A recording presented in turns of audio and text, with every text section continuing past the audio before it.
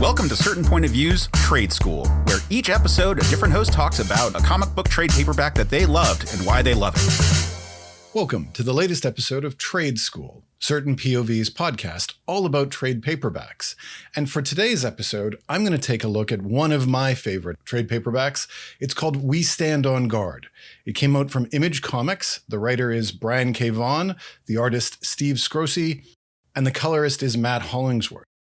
The series was originally published in 2015, and the trade that I'm going to be working off of came out in 2017.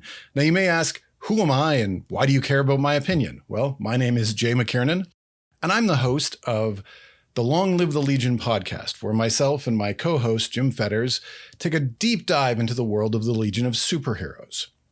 Now, when I was asked to pick a trade paperback and talk about it, my initial thought was, I talk about the Legion way too much, and I talk about DC Comics way too much. I wanted to pick something different.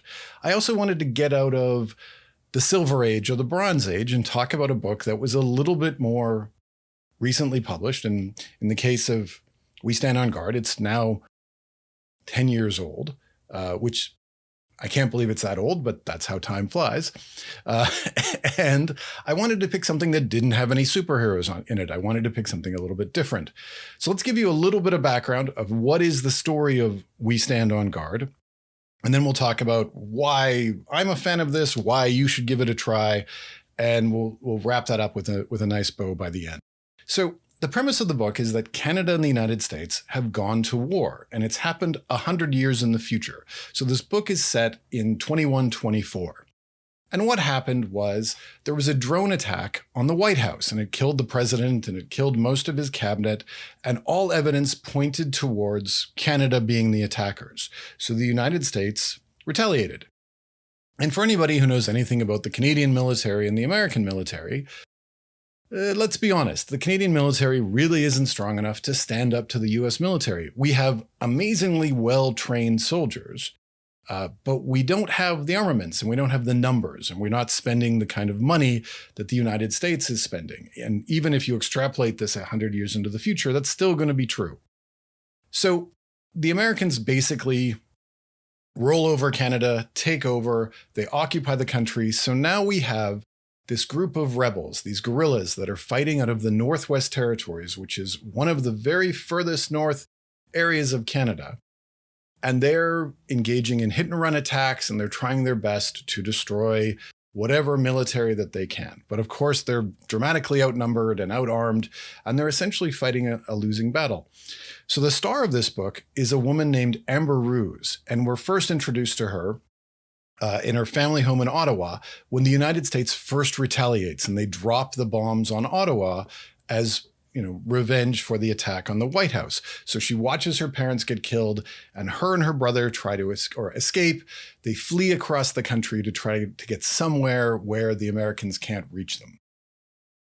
She ends up in Yellowknife, which is a city, and a very small city, far up north. And she meets up with this resistance group called the 2-4. Now, it's called the 2-4 for anybody who doesn't know Canadian slang. The 2-4 means a case of beer, because we have 24 bottles of beer. So in Canada, we call that a 2-4. So she's part of this group.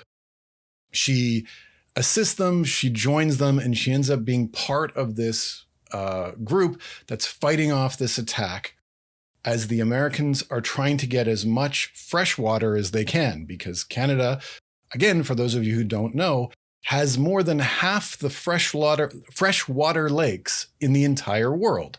One of Canada's greatest resources is this fresh water. The Americans are trying to get it. Her group is trying to stop this. And what the book is really sort of focusing on is, how do you fight back against a group where you know you're going to lose? How do you fight back against an army that is so much bigger, so much stronger, so much more powerful that it's almost suicide just to begin?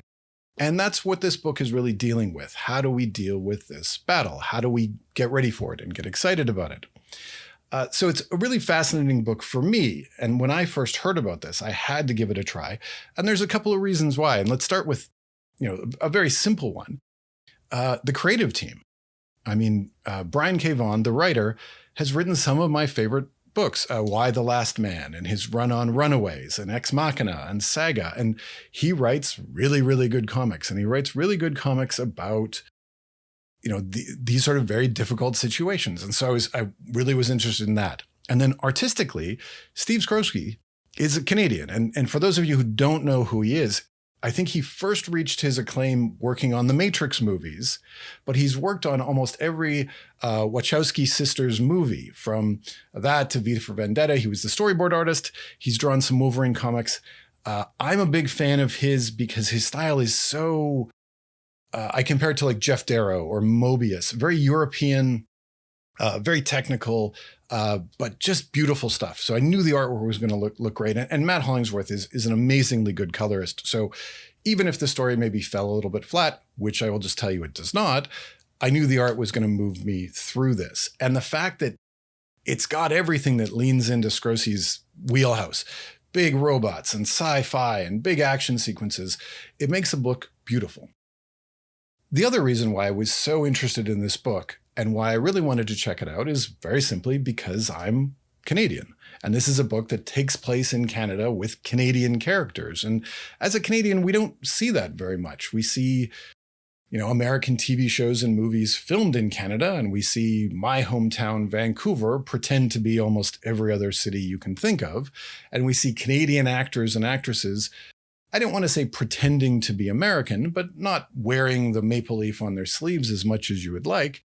So this was a nice change. And I'm always one to support any comic books that are Canadian, whether it be Alpha Flight or Wolverine or Deadpool or even Scott Pilgrim, who I don't know if I'd call a hero, but at least the story takes place in Toronto and it's obviously Toronto. So I will support that. So I was really fascinated in this. It kind of hit all of these things for me. And the book really delivers. It's a really, really good study about the Canadian-American relationship and also how Canadians view America to a certain degree. And I think the other reason why I wanted to pick this trade and really talk about it is I think it's really important, especially now in 2025, to look at how Canadians view America. And I've always said, as a comparison, Canada is like the little brother to the United States, where we know that if there's ever a fight, America's got our back, but at the same time, America could beat the crap out of us if they really wanted to. And in this book, we've kind of realizing, yes, they can beat the crap out of us. They're going to win. And as much as Canadians like to brag about being one of the only two countries to beat the United States in a war, we like to claim the War of 1812, even though it wasn't to Canada, it was England. But we still like to brag about that. We like to brag about the fact that we originally lit the White House on fire. But we know in our heart of hearts, we're not going to win this. So how do we handle this? How do we handle living beside somebody who has always been our friend and has always been our ally, and who we are so close to culturally that there's a bunch of people who automatically assumed I'm Canadian and automatically assumed most people I know are Canadian, or automatically assumed I'm American, because there is so little difference. I mean, if I was to start listing off famous Canadians who I think most Americans don't know are Canadian, you'd be surprised. And I think it's the same with a lot of creative talent. I mean, the fact that Superman is co-created by a Canadian, and we like to brag about that, shows that we're kind of part of the culture of America as well. And in this series, I think Vaughn did a really good job of getting to the heart of a lot of, I'll say, Canadian fears or concerns. And I think one of it is what happens if an invasion happens? How would we fight back?